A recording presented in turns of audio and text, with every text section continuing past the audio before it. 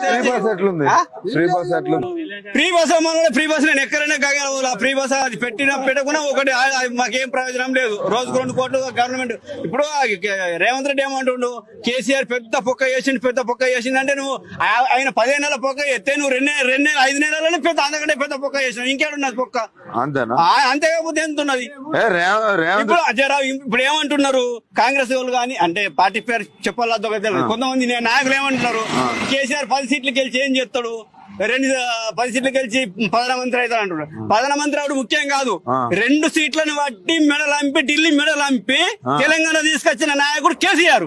ఒక విజయశాంతిని పట్టుకొని ఇప్పుడు 10 మంది ఎంపీలు ఒకవేళ టీఆర్ఎస్ కనుక గెలిస్తే మన అభివృద్ధి జరగదు చెప్పు, గ్యారంటీ.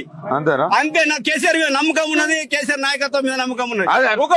ఒకటి నేను చెప్పి ఒకటి పెద్ద పెద్ద ప్రాజెక్టులు కట్టిండు కదా, యాన్న ఒకటి పొరపాటు జరిగిండొచ్చు. అది కేసీఆర్ టాపే వేస్తారు కాదు, ఒక నిపుణులు ఉంటారు, దానికి సైంటిస్టులు ఉంటారు, దానికి ఇంజనీర్లు ఉంటారు.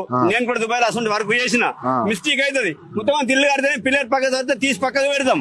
అది జరిగిండొచ్చు. దాన్ని ఒక్కదాన్ని పట్టుకొని ఇది చేసిండు అది చేసిండు, నీకు కేసీఆర్ బాగున్నాడు అనే తెలుసు, ఇంత పెద్ద పొక్క చేసిన అని తెలుసు.